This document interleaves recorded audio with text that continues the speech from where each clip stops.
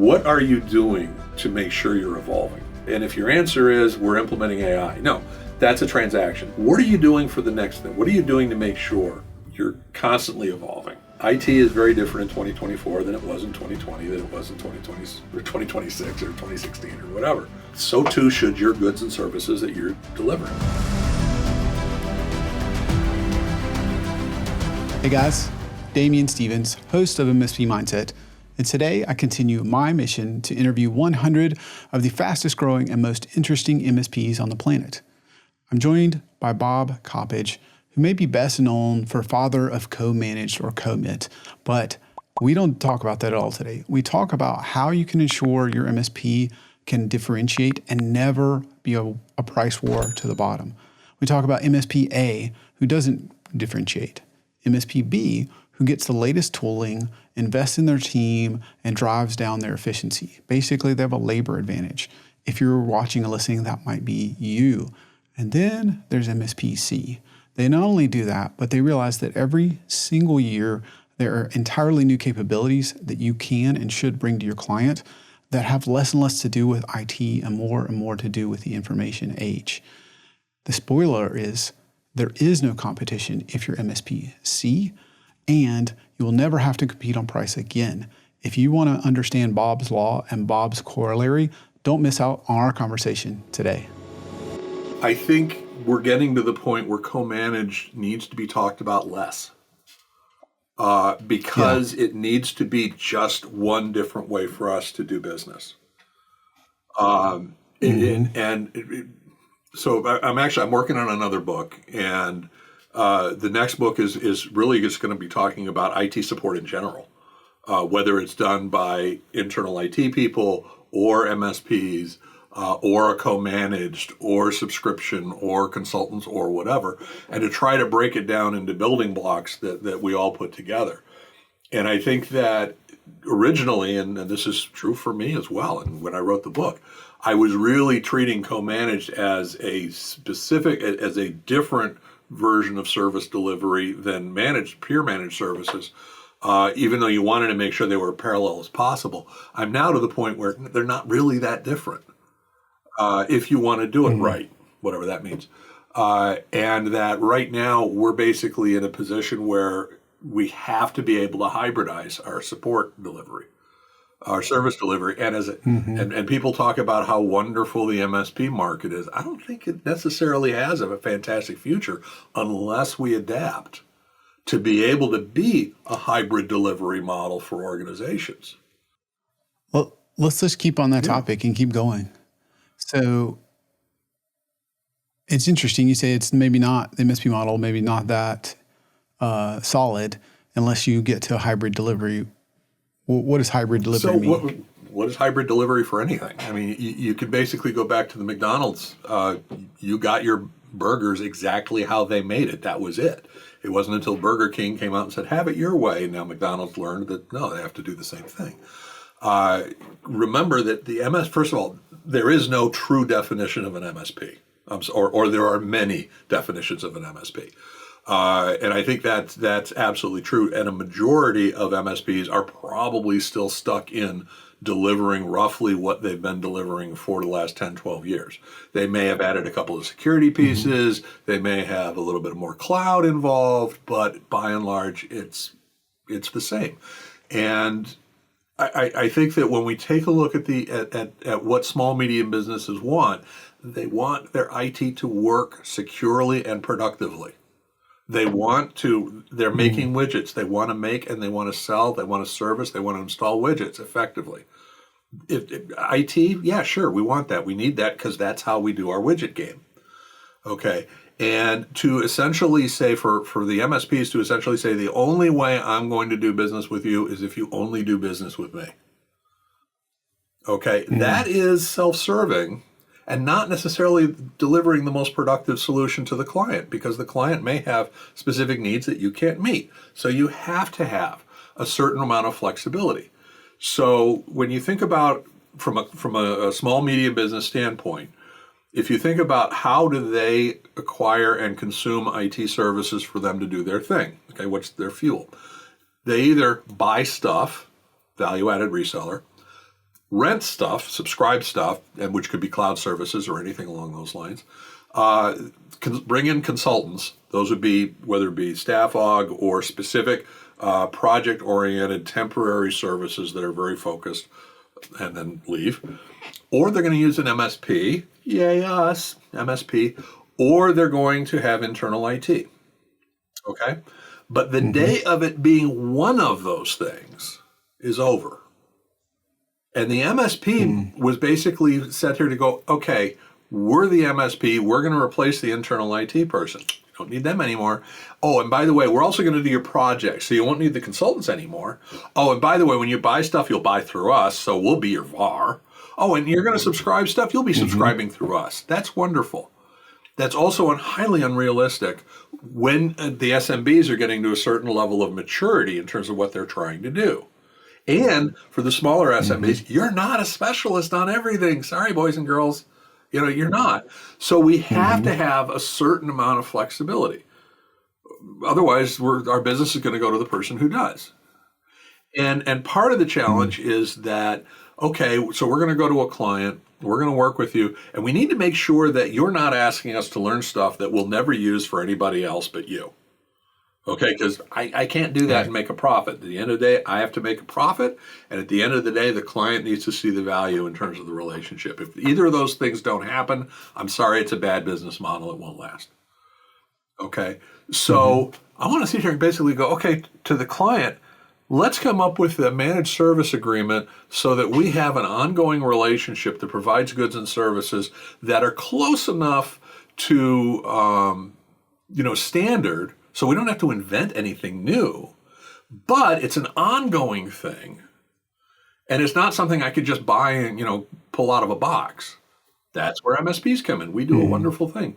And if that company also says, but I need somebody on staff who understands what we do and how we do it, okay, now let's talk about the co-managed, because we'll partner with that individual or team so that together we can address what the IT needs are for the client. Whether they be very specialized or they just want somebody on site or some such. And when appropriate, we will share our tools, our resources, our methodologies so that that person is actually more enhanced than they would be. Okay, cool. Now they need to get their ERP system running, which is going to be a cloud-based ERP. Where do they do that? They do that from the cloud. So they're going to get a subscription service. If it goes through us, great. But if we're not ERP experts, why should it go through us? So we're not content experts. It goes directly from the subscription service to the client. If we are experts, then it goes through us, but we do a value add. Okay? Cool. But we're not ERP implementation experts. Hey, let's find consultants who can do that and basically apply that, and we'll work with the consultants because we represent the client's overall strategic IT interests, unless there's a CIO involved, whatever. And then the same thing true as far as them actually acquiring any particular product, in which case they want to do a value-added resell, in which case we can either engage as the primary resource for that, in which case we're going to get paid for it to a certain degree, or they can do it themselves, in which case we're not adding that value add, but the client is taking the risk.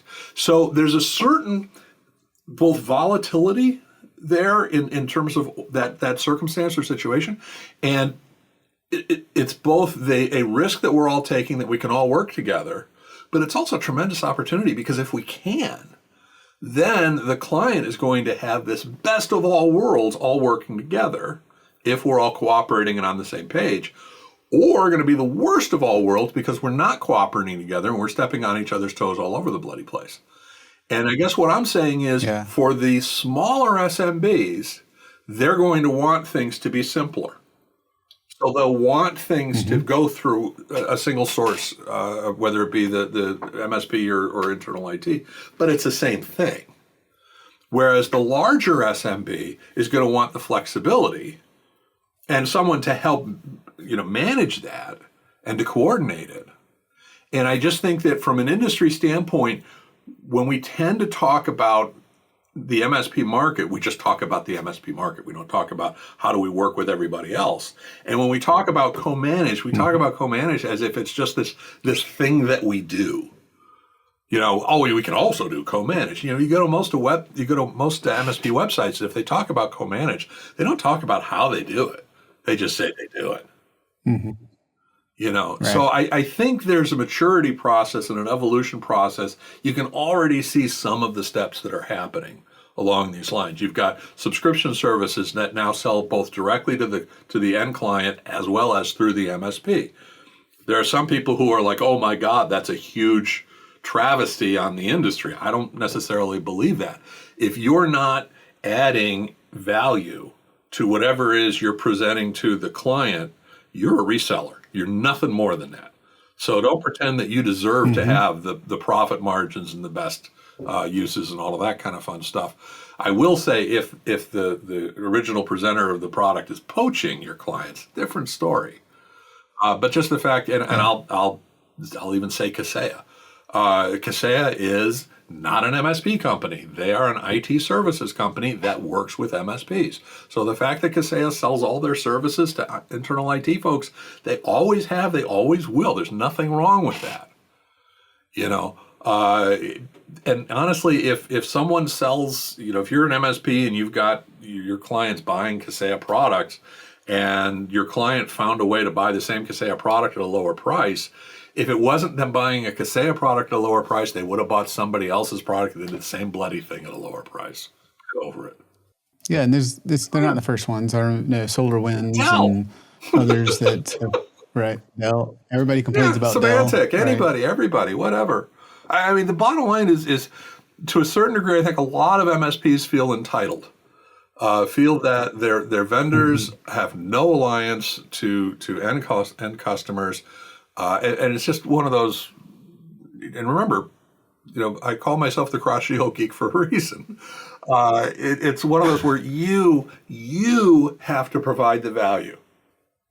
If you rely solely on the tool that you're using to provide the value, you're a reseller. That's all you are.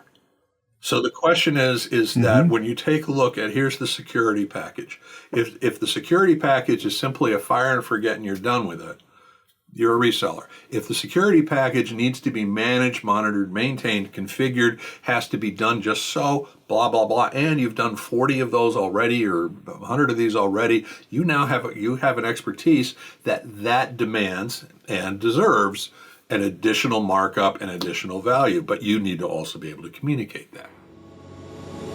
This episode is brought to you by Simplex-IT. I started Simplex-IT because I was an MSP that lost data because I thought backup success meant I could recover. And boy, was I wrong. If you've ever been there or anywhere close, you know how much your stomach turns over the thought of not being able to recover any version of the data for your client. Now, naively, I set off to build a better mousetrap and build a better backup product until finally I realized it's all about the people and the process. So you have a choice to make. Do nothing and bury your head in the sand, or level up your processes. Now you can do that by either hiring Simplex-IT, where we'll take all the workload of managing backups off of your plate and test your backups daily, weekly, monthly, and quarterly. Or you can keep the tech stack you have in place, your existing backup and DR provider, and steal my 18 years of knowledge and download that process and add that to your operational maturity today. I want to unpack something you said earlier because, you said you got to be flexible enough. You got to adapt to the client's needs. But it's everybody for the past, decade has been driving towards, no, you got to have a standard stack on every client. And we all, the only model that works is flat rate per user, et cetera. And so therefore I, can't possibly be an MSP if I'm not doing all of those things, which kind of leads to that homogeneous view of like, you have to adapt to my way of doing my stack, my tools, my processes. So if I'm an MSP that's been driving that direction, how do I be flexible enough to meet the needs without just inheriting 12 different vendors for the next 12 clients? You just included that word enough. Okay, and here's the thing. If people think it's this black and white, all in one thing, it isn't. All right. Forget co-managed for a moment. Every client you go to is going to have certain amount of specialized needs or requirements. Some cases they're going to be because of the vertical. Some cases they're going to be because they're technical debt. Some cases it's going to be because of the way they go to market, so on and so forth. We already know that. Okay. So at the end of the day, you could basically sit back and boy, this is an arbitrary term or an arbitrary number. You could sit back and say, I got my 50 clients here. Of those 50 clients, probably 75% of the goods and services that we deliver, including the services, including the things that we do, about 75% are the same for every one of those clients. So about 25% of them is going to be unique. And hopefully the unique, so we've got the sandbox so that 75% of it is consistent. So the 25%, hopefully we're documenting and defining the 25% that's going to be unique. This is going to be unique for these guys because they work on a fiscal year that starts in June 1st. This is going to be unique for these guys over here because they have to have some old Windows XP technology because of the nature of the equipment that's out on the shop floor. These folks are going to be unique because they deal with a particular automotive vendor who is requiring, or automotive customer that is requiring these things, those things. All of these kind of things. And as long as we are basically saying, okay, what's the cost for us to give this uniqueness? And our pricing is such that we're getting an appropriate amount of profit and value out of it, and we can control and manage it, which is one of the biggest things that we forget about, then I think that is relatively okay. What is not okay is where you basically have somebody who says, I want this X number of X dollars of MRR, and by God, I will take on anything whatsoever to do and to take that on. And so we've had situations, we had one client or one potential client that came to us and said, boy, we saw your co-managed model. It's fantastic. I'm the IT director. I'm the only guy. Nobody else knows how to do this. I'm looking for someone to really manage my infrastructure. Cool. Absolutely wonderful. Thank you for bringing us in. Let's talk. Let's take a look at it. It was the most god-awful thing I ever saw in my life.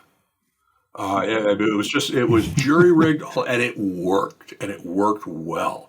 And if you would have looked at it cross-eyed, it would have burst into flames. But the guy did a great job. I mean, self-taught, Google was his friend, did all that, and he wanted us to manage and maintain that. Okay. And to which we looked at it, we can't do it. There's no way. And I explained it. I said, look, we need to make a profit. We need to make value. I can't have, my team learn many wrong ways of doing things so that we can provide you with a service, so that we can manage things if they go poorly. So let's work on a plan to modernize and to put it best structured. He didn't want to hear that. It was very polite, all that. But so we knew at that point we had to say goodbye. We had to part ways because we wanted to avoid exactly the trap that you're talking about.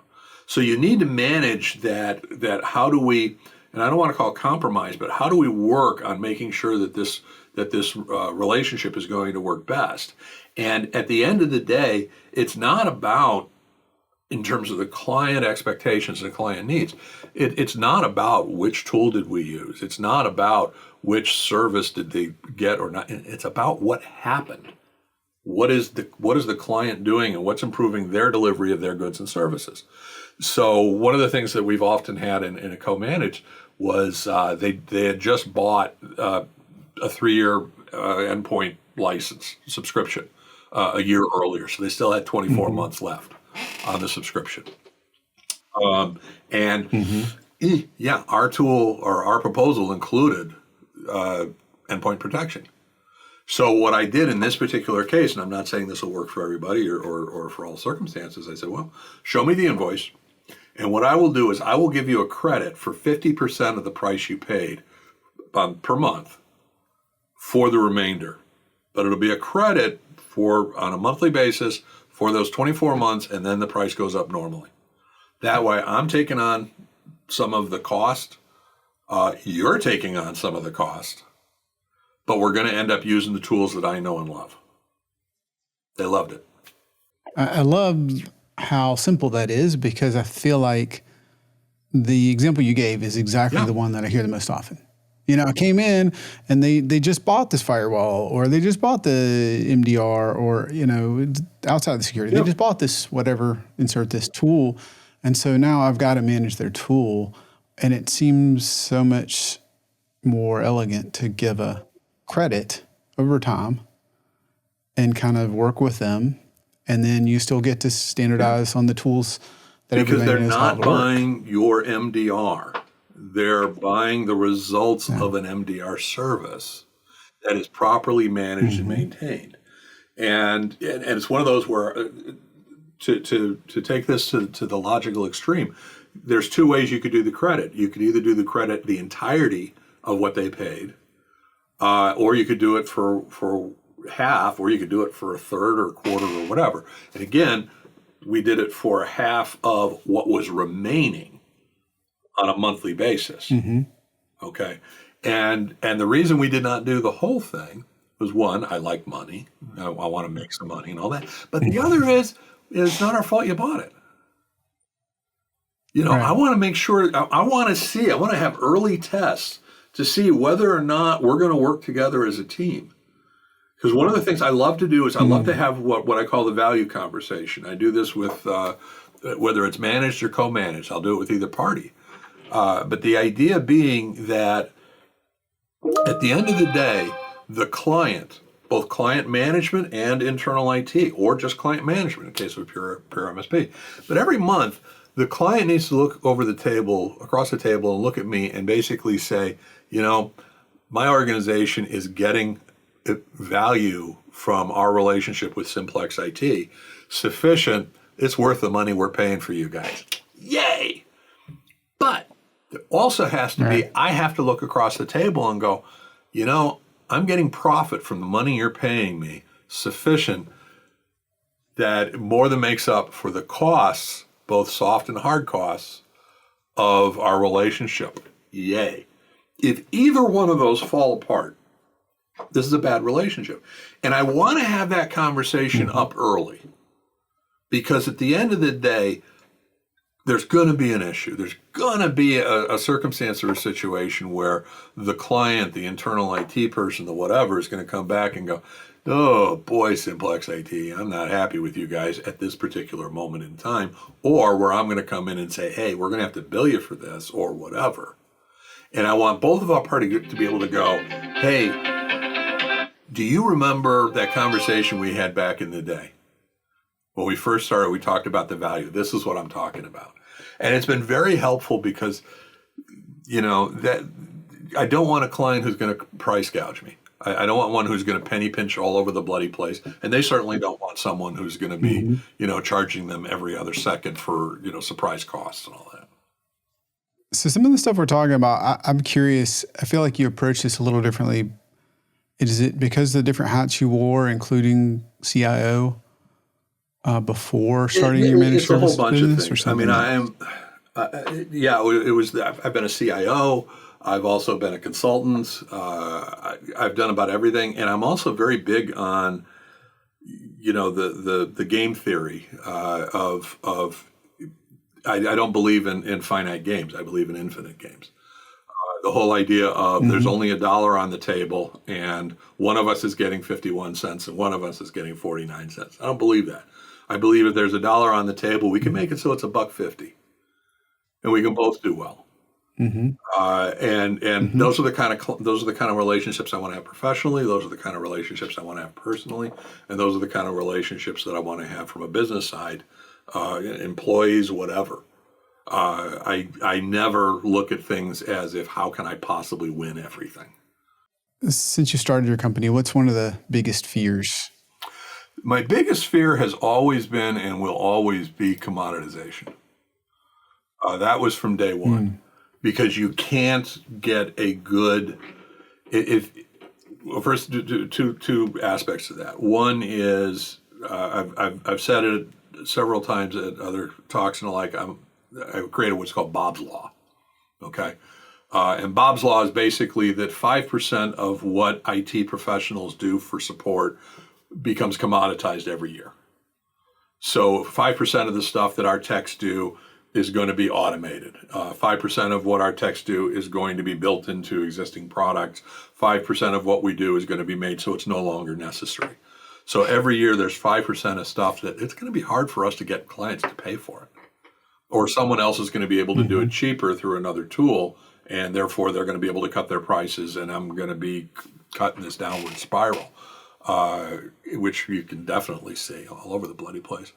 But the other thing is what I call Bob's corollary. There's 5% of stuff that's added every year that is new value that you couldn't do a year ago because the tools weren't mature enough. Because the insights into how to make this stuff work wasn't good enough. And the thing on those is that the clients who are interested in that sort of stuff will pay for that because those are delivering new values that weren't available before, and that puts them in a much better position from a competition standpoint. So if you look for, okay, what is it that we're looking, what is it we're doing that we're looking to automate, or what is it we're looking to do that we've got a better standard so that we can be, do more with less in terms of productivity. And then at the other side of the fence, what are we going to be able to introduce to our clients that are either going to do a better job of managing the risk or managing the opportunity for them? And so those are two things I like to constantly do. And one of the things I think from an industry standpoint, MSPs don't evolve well. So I want to get to that, but I want to come back. How did you get to the 5%? Because no, I mean, I used to be when I was a CIO. When it was a relatively small company, about 70 employees, about 30 locations, this, that, and the other thing. I had technicians who had to change memory cards, who had to configure memory allocations, who had to worry about what monitor, what graphic cards is going to be used, who had to change floppy drives, who had to, use tapes and figure out all, because they had to do that. And every year, as technology became better and more reasonable, they had to do less and less of that stuff, but there was new things they had to worry about. So it's nothing. It's nothing new. It's interesting because I think so many people get obsessed over, let's say, automation, and I think it's great if you can drive better profit, right? But they somehow miss that if this tool came out and now I can automate this amount of work, you're probably not the only one. Absolutely. Well, but now you get into a real rabbit hole. So, it gets back to that old joke. Two guys are running away from a bear who was chasing them, and one guy looked at the other and said, "Man, I don't think we can outrun the bear." The other guy looked at the first guy and said, "I don't have to outrun the bear, dude." That's right. That's exactly you're going right. after you just have to do better than your competition, relatively speaking. But that makes that sound so much easier. But if you take a look at, let's say there's three MSPs. MSP number one, I'm standing still.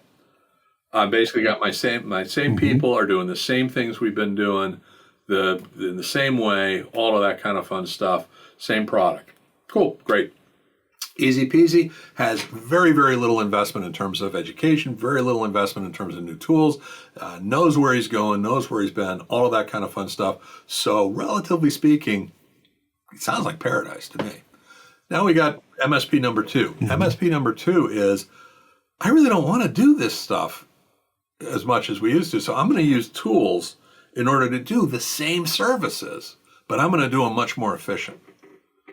Okay, so now this person's cost of tools went up a little bit, and some education and implementation costs and all that kind of fun stuff, but that person can either A, lower their tech costs, humans cost more than anything else, annoying little buggers they are, or can bring on more clients and support the same. Either way, you've got MSP A and MSP B who are both delivering, roughly speaking, the same goods and services, but MSP B can do a better job as far as doing it cheaper. Now, you can give me we have a bigger quality of client satisfaction, we do, whatever. bottom line is, from a service delivery standpoint, the first one is going to lose out ultimately on price, period. Okay. Now let's throw C into it. Let's throw MSPC into it. MSPC is going to say, all right, I'm gonna bring in the equipment. I'm going to bring in the tools that can actually get rid of, automate that 5%.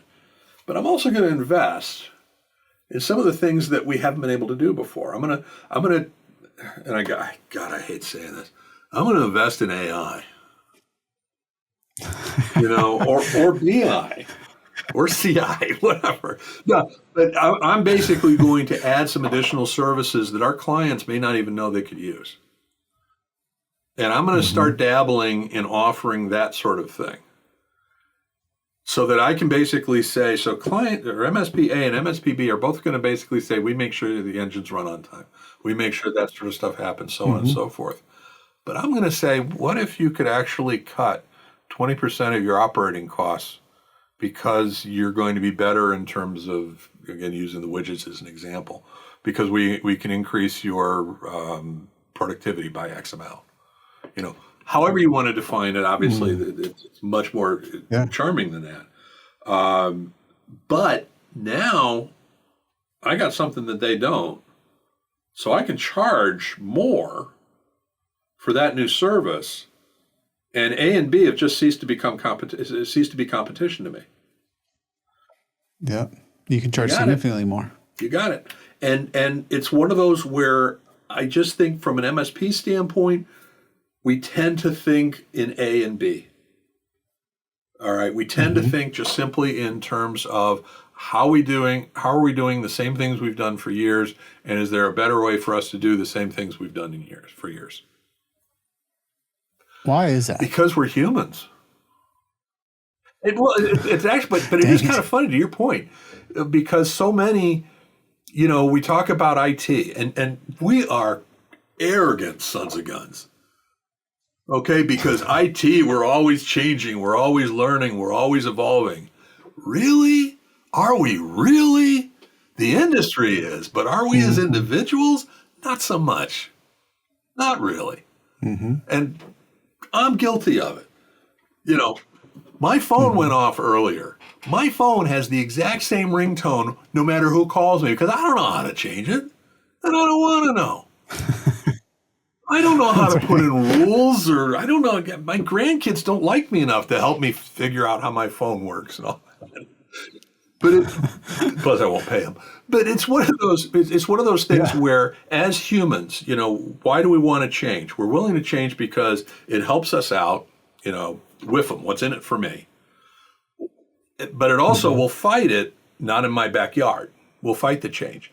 And I think MSPs are nowhere near as change accepting as we would love to say we are.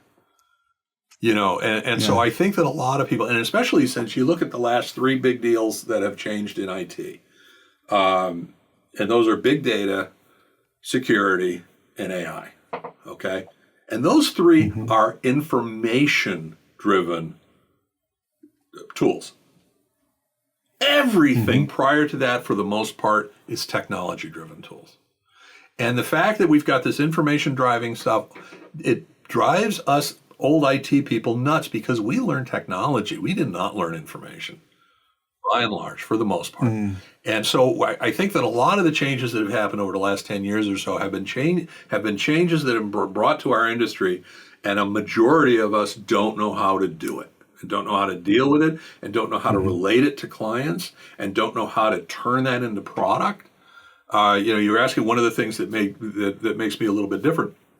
One of the last things I did before starting Simplex-IT was I was working consulting. They did a lot of consulting jobs and all that. And I spent about a year just doing database stuff. Reports, DBA, high level, Oracle to SQL replication, blah, blah, blah, blah, blah. And that makes you unusual. The list is long of what makes me unusual, dude. But it was one of those where, and it's funny because when I went to the client, and when I decided to start Simplex-IT, and I said, we got to find somebody to take over my role. because I was doing about 30 hours a week or so there. And they said, why? And I said, oh, because I'm starting this company. It's going to be managed services. And I gave a rough breakdown of what managed services was, which certainly did not include database. And they said, cool, sign us up. I said, what? Yeah, sign us up. I said, no, you don't understand. Managed services, that has to do with infrastructure and services. Yeah, no problem, sign us up. And they basically were one of my first clients. We figured out a way to make it work, and actually they're still with us. 17 years later, and Wow. I now have somebody else, or actually two people now, who do the database stuff for them. But yeah. How do we take the other view? If we're looking at at your corollary, Bob, and focusing on what needs to be different, what is that you're focusing on So now? we're right now going through, what are we doing? So every year we go through a process where we basically say what's going to be different for our model. We call it a model year. So we have model year 22, model year 23, model year 24. Now we're working on model year 25.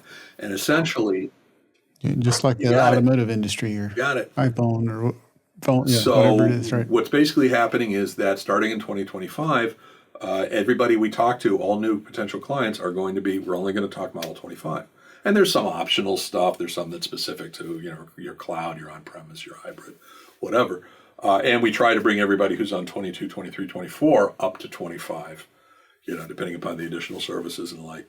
So when we take a look at it, we basically say, all right, what do we want to do that's going to be a little bit better?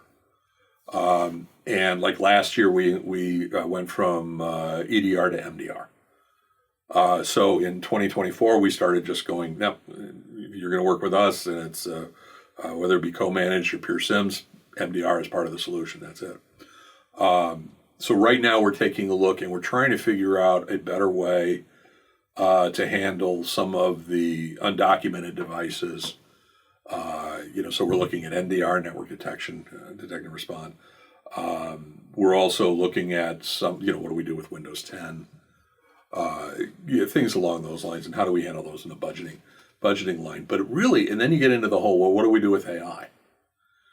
And I want to, we're approaching it in a way that we don't want to be, AI is going to be wonderful. It's going to be terrific. It's going to be fantastic, or it's going to end the world as we know it. We're trying to be realistic. Right. And the one thing that we're really focusing on Copilot. And that's because that is so inward facing, relatively speaking, in terms of an organization's data, both structured and unstructured, depending upon how you do it. And it's integrated 365, and it's got, all of the pieces, parts that are appropriate in terms of developing a solution that can be used throughout an organization. So we're doing some internal usage and skills development, all that kind of good stuff, because we think AI might be useful for some companies. Not sure, could be just a fad. But talking to my friends on the CB radios, and they said it would be good. So how do you approach what I think is very much, if we just talk about AI for a second, either unbridled optimism, like you said, it changes everything, or complete fear and panic, where I either I as an MSP or my clients just are like, I don't know if I can get comfortable with it. So what do you see as your Same role as there? it is for everything else. I had that same problem when people were talking about the cloud. I had that same problem when I was asking people to take security more seriously. I had the same problem when we were doing backups that didn't involve taking a disk or a tape away. I had the same problem when people were getting used to they couldn't run Windows XP and Office 2003 for 30 years. And this is one of the things, the conversations is quit treating whatever the latest revolution is, it's not the last revolution. That's not to minimize. It's not to say it's not important or it isn't scary or awe-inspiring or whatever, but it's just the next iteration.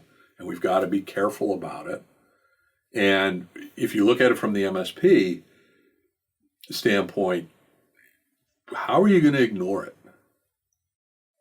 I mean, because essentially it is the equivalent of saying, I'm not going to assist you in terms of you utilizing AI to make your organization more productive using IT services. Okay, good, interesting growth strategy. Right.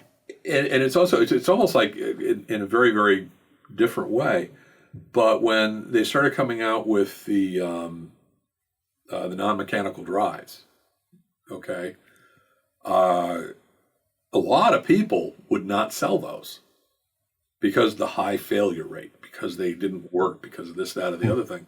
And a lot of people stayed with that for a couple of years. Meanwhile, the rest of us are just selling them and putting them in systems and all that.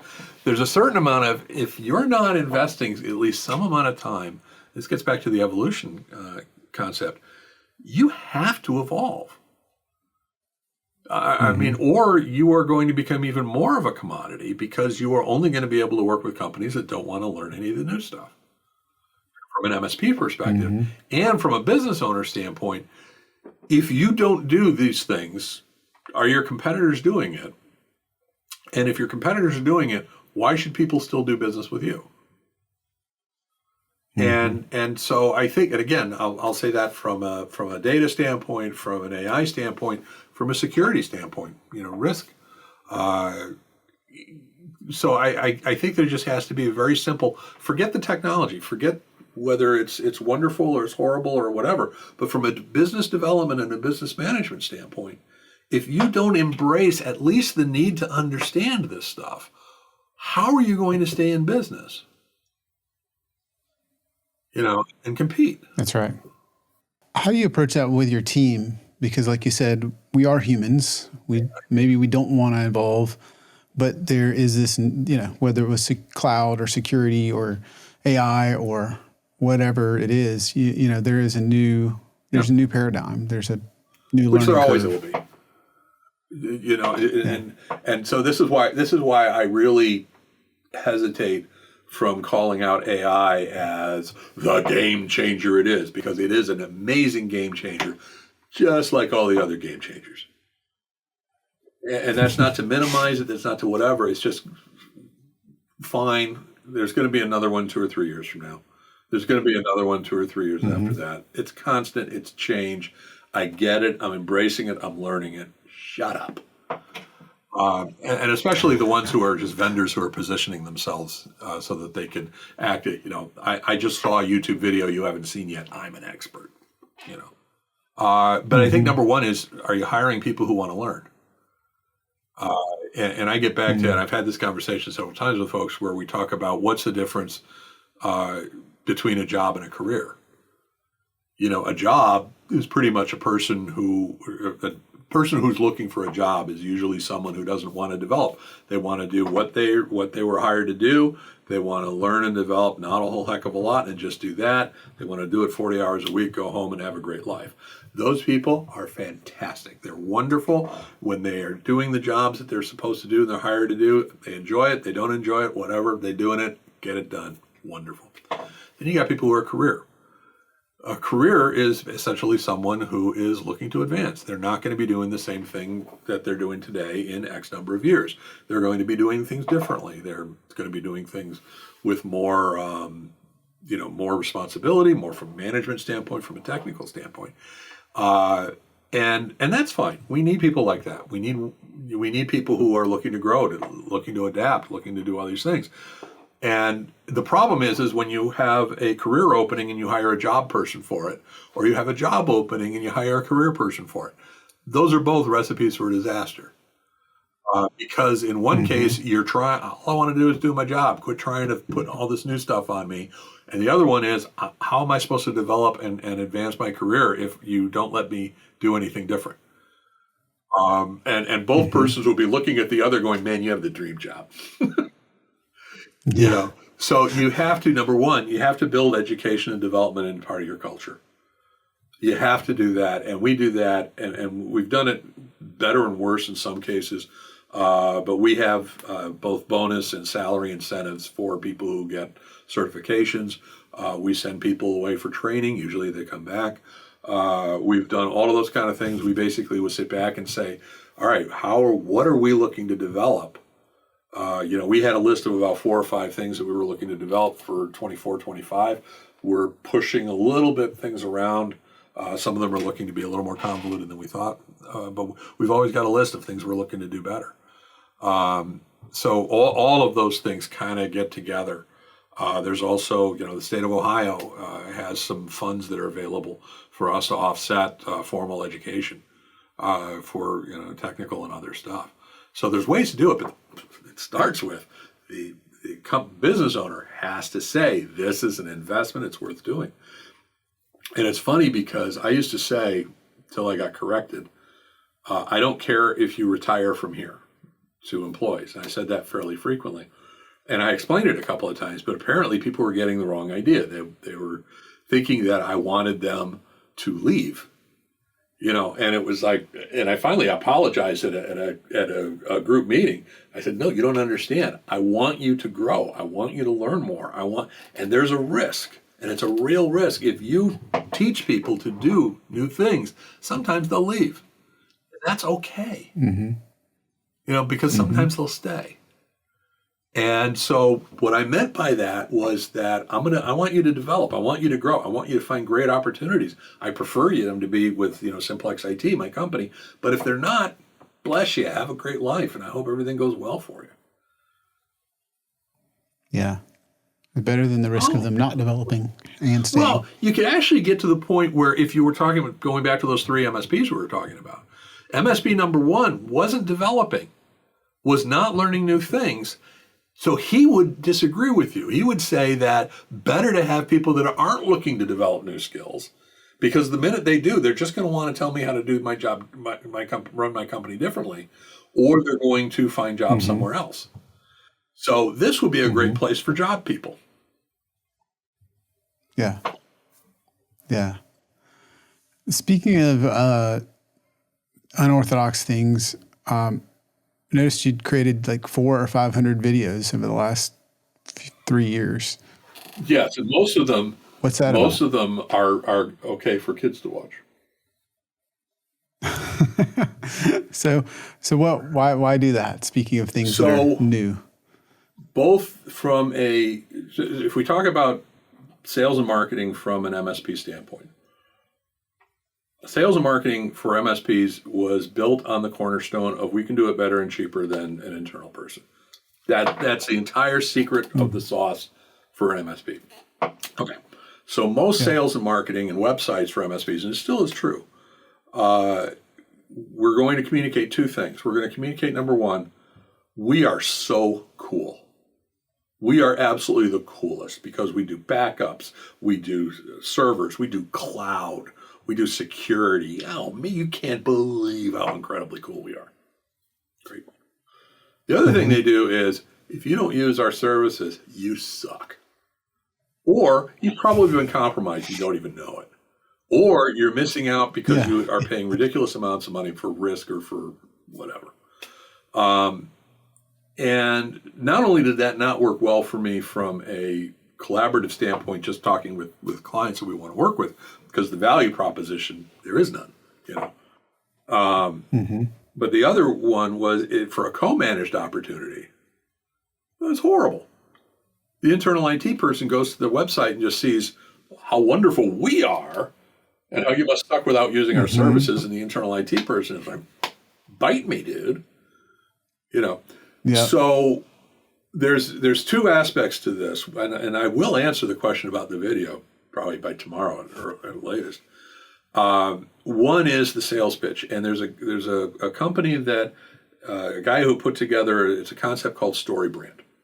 Okay, and the Story Brand concept, the guy's a big movie fan, and his whole concept for communicating sales proposals and the like is nobody wants to be rescued by the hero; they want to be the hero. And so by just changing their narrative to, instead about talking about how wonderful we are, why don't we talk about how wonderful our clients are going to be because of the relationship we have, and how cool they're going to be, how productive they're going to be. And by the way, if you have an internal IT department, we're going to make them even cooler and more productive and fantastic and all that kind of fun stuff. Cool. I just talked about managed services and co-managed services without breaking a sweat, without having to make it sound like I'm only talking one way or to one group. And I can now talk about all the goods and services we're going to deliver, whether I'm talking to co-managed or not. So StoryBrand is wonderful for a standardized approach to both pure managed and co-managed services. Okay. The other thing, and this is more on the marketing side, was, and we've done videos, a ton of them for a long time, but there's another concept called TAEA, or They Ask You Answer. And They Ask You was invented by a guy who sold swimming pools. And essentially every time he would be asked a question by anyone about swimming pools, he would then do a 2 to 3 minute video that answered the question. And that's it. No sales pitch, no nothing. You know, yeah, if you want to know more, reach out to me here, but that's it. And they would be sometimes questions that had nothing to do whatsoever with what he was selling. And in some cases, it would be, why would you not buy the stuff that I'm selling? Okay. That really gets down to the whole, I'm adding a value. It really gets down to, you know, in a lot of cases, managers or company management, we don't understand what the services you're delivering. We want to. We don't understand how you're making it better, so on and so forth. And internal IT, a lot of cases, internal IT doesn't understand this stuff. Okay, especially in smaller organizations. They're the 1 or 2 person shop who they can't understand everything. So this gives you an opportunity to be, you know, trusted business advisor, if we're still using that term. So we can actually say, let me explain to you what Wi-Fi is. Let me explain to you what DMARC is. Let me explain to you what, we usually say, what is DMARC? Well, let me explain this to you. What is Wi-Fi? What is SMS? What is whatever? And we just come up with relatively simple videos. We've got, why should you use an MSP? Why should you not use an MSP? You know, are there other MSPs in Northeast Ohio? We've got a video that talks about our competition. Our competition are all horrible, horrible people, but we made it sound like they're nice. No, they're actually good. There's always good MSPs anywhere around you and all that kind of fun stuff. But the bottom line is, this puts us in the position so that we can be that trusted business advisor. We're clearly demonstrating that we're looking to communicate, we're looking to share. And when we talk to a potential co-managed client, we can go to the internal IT person and go, and he says, well, one of the things we really have trouble with is MFA. Here, let me send you a video what we did on MFA. You know, and that's worked out very well, both from a differentiating standpoint and also from a reinforcement standpoint. So we had a meeting with a manufacturing company that has a couple locations, a couple hundred employees, yada, yada, yada. And he was asking questions about 3 or 4 specific topics. Not only was I able to answer the questions, but I was able to send him a link. Here's videos we did on those topics specifically. So we're not just inventing it off the top of our heads. We've actually put thought into it.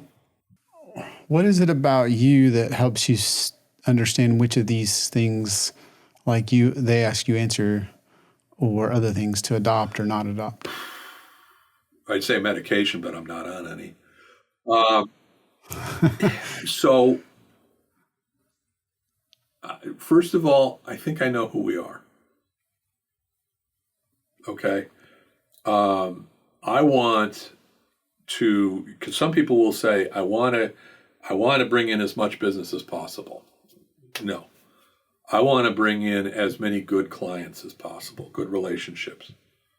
I want to... Pretty big difference. Oh, absolutely. Big difference. And I want, if this is going to be a bad fit, I want to know this as soon as possible. You know, that's why we have, why should you not use an MSP? You know, if you're looking for an organization that is going to be 100%, we're going to go in suit and ties. We're going to absolutely be the cleanest, perfect, everything is nailed down, so on and so forth. We're not it. Okay.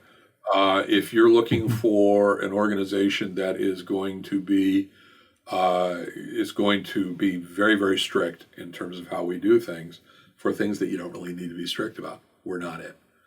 If you're going to be looking for people who, for relationships that are basically not this to a certain degree, then it's a bad fit. And let's figure that out and move forward. If you're going to be adverse to minimizing your technical debt, and you want to milk every penny you can out of every box you got with blinking lights, we're not a good fit. If you're going to be very, very budget conscious, and you're okay with lots of downtime, not a good fit. So I want to basically, as much as possible, have that. So that's part number one. So when we look at new technologies, new opportunities, that's part of my question is first of all, does that represent who we are? The other thing is does my management team agree? Because I can tell you right now, there have been, I can think of 2 or 3 things this year alone where I thought it was a brilliant freaking idea, but my hoity-toity management team didn't. They're jerks, but they were right. Yeah, happens from time to time. Being a visionary. Well, or a man suffering under hallucination. We can kind of go either way on that. But yeah, you're right. From that visionary thing, don't mean you're right. And it's one of those where, so we're trying to create as good of a culture as possible so we can have the open feedback going between everybody. And I'll be honest, we've had, over the past year or so, we've had some significant personnel changes where we thought our culture was more in line. It turns out it wasn't as good as we thought it was. And it's been very painful over the past year making what we think are the changes. But I think we've got a much better idea of where we're at now. Famous last. I appreciate that candor. I want to switch gears for a moment and ask, what's the biggest lesson in all your years in business? It's all small shit. I mean, one of the things, and I don't mean that to minimize anything anybody's going through, but, and this is going to sound somewhat politically incorrect, but that doesn't stop me too much. But I am an older, white, heterosexual, relatively healthy male who was born and raised in a middle-class family. I've never had to worry about where a meal was coming from. I've never had to worry about whether or not I had a roof over my head. I never had to worry about whether someone was going to kill me or not. My wife sometimes being the exception. It's one of those where there are days where I will just feel sorry for myself because of all the trials and tribulations. And then I think about it for a second. It's like, it's really annoying, but I've known so many people who have gone through so much more crap than I have. And they make it very hard for me to feel sorry for myself, which is why I hate them. No, but it's one of those where no matter what, and that includes if my company ever goes under, it goes under. Do I want it to happen? No. Do I expect it to happen? No. But it's one of those where, in the grand scheme of things, it's small shit. Not very inspirational, but No, I think it's good because it seems like a mountain when I'm going through it. Absolutely. And then later it's a molehill. Yeah. And it's really not that big of a deal.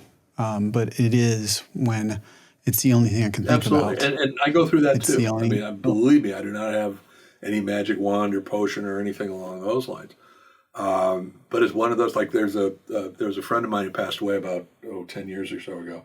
Won't go into all the details. The guy had more physical ailments and challenges than any other person I know, but he never let it bug him, never let it get him down, he was annoying as all get out. I mean, just so positive and the like. He passed away again about 10 years ago or so, and I still keep the program from his funeral in one of my coat pockets. And just once in a while, just, kind of pull it out to remind me why he annoyed me so much. Like, being so positive about things. Really a jerk. Right. If there's one thing you could do differently or do over, what would that be? It's funny because it really depends on which part of my brain you ask. I started this company in 2007, That would have been at the age of 49.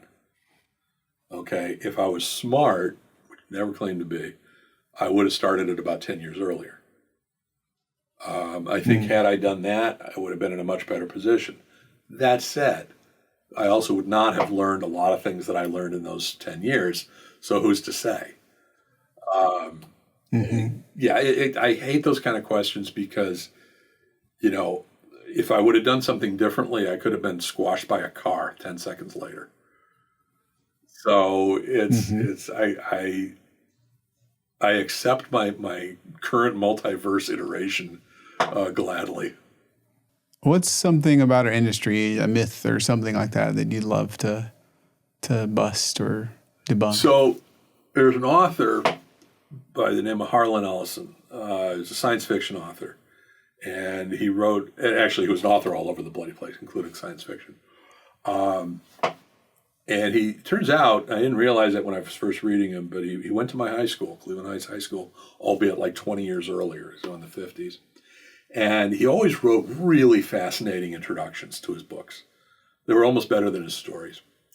And one of my favorite introductions that he wrote was, and I think this summarizes where I think the industry is right now, revealed at last what really killed the dinosaurs, and you don't look so hot yourself.